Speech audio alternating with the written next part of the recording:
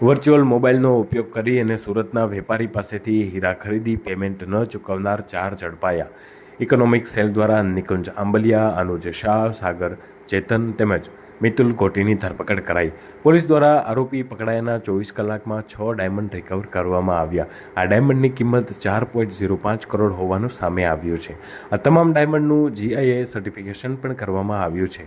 આ ઇસમોએ સાથે મળી અને સુરતના હીરા વેપારીઓ સાથે 4.80 કરોડની છેતરપિંડી કરી હતી। આ ઇસમોએ વર્ચ્યુઅલ નંબરથી ફોન કરી અને પોતાનું નામ આર્સન ઇસાકો જણાવ્યું હતું।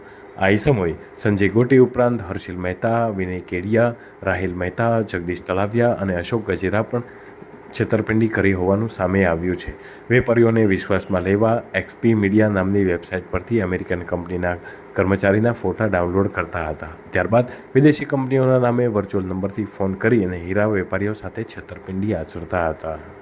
વર્ચ્યુઅલ ગેટવે અને વર્ચ્યુઅલ મોબાઈલ નંબરનો ઉપયોગ કરી સુરતના અલગ અલગ હીરાના વેપારીઓ સાથે ચીટિંગ કરનારા જે ગેંગ હતી એના કુલ 4 આરોપીઓની ધરપકડ કરવામાં આવી છે।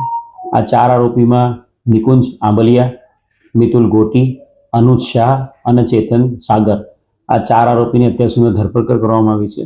અને આરોપીની પૂછપરછના આધારે એમણે અલગ અલગ 3 થી 4 જેટલા વેપારીઓને બિલ પછીથી આપવાની શરતે એડવાન્સ પૈસા એમની પાસેથી મેળવી લઈ એમને આ ડાયમંડ આપેલા હતા। આ તમામ જે અલગ અલગ વેપારીઓ છે એ વેપારીઓ પાસેથી ટોટલ 6 હીરા અત્યાર સુધીમાં રિકવર કરવામાં આવ્યા છે। આ જે 6 હીરા રિકવર કરવામાં આવ્યા છે એમની અંદાજિત કિંમત 4 કરોડ 5 લાખ જેટલી છે। જે ગુનાઓ દાખલ થયો ત્યારે 7 જેટલા હીરા બાબતે આ ગુનાહિત કાવતરાની અને વિશ્વાસઘાતનો ગુનો દાખલ થયો હતો। એમાંથી 6 હીરાની ટોટલ રિકવરી કરી લેવામાં આવી છે।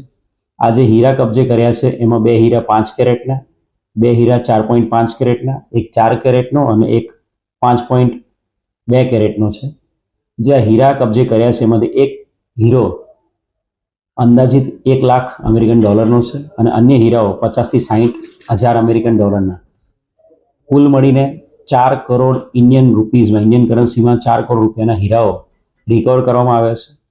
આજે આરોપીની મોડસ ઓપરેન્ડીની જો વાત કરીએ તો આ 4 આરોપી છે એમની સાથેના જે અન્ય સભ્યોએ મળીને સૌથી પહેલાં ઇન્ટરનેટ ડોંગલ માટે ડમી સિમ કાર્ડ ખરીદ્યું હતું અને ત્યારબાદ અલગ અલગ વર્ચ્યુઅલ ગેટવે પરથી અમેરિકન નંબર એસ્ટાબ્લિશ કર્યા હતા, વોટ્સઅપ નંબર, અને એની ઉપર અમેરિકન કંપનીઓના જે ઓનર છે, એમ્પ્લોયી છે એના DP મૂક્યા હતા અને સ્ટેટસમાં અમેરિકન કંપનીનું નામ મૂક્યા હતા।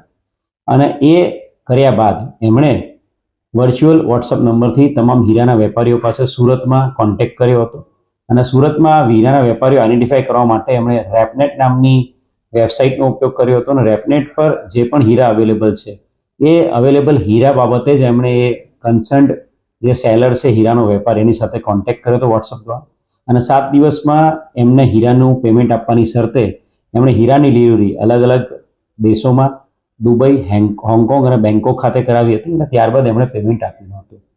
આ બનાવની ગંભીરતાને ધ્યાને રાખીને eco cell, crime branch, cyber crime ત્રણેય કામે લાગેલા હતા અને ખૂબ મોટી સફળતા ઇકોસેલની ટીમને મળી છે। ACP સરવૈયા અને PI હડિયા સાહેબની ટીમ દ્વારા ટૂંકા ગાળામાં આરોપી પકડાયા એના 24 કલાકની અંદર 6 હીરા 4 કરોડ 5 લાખની કિંમતના રિકવર કરવામાં આવ્યા છે।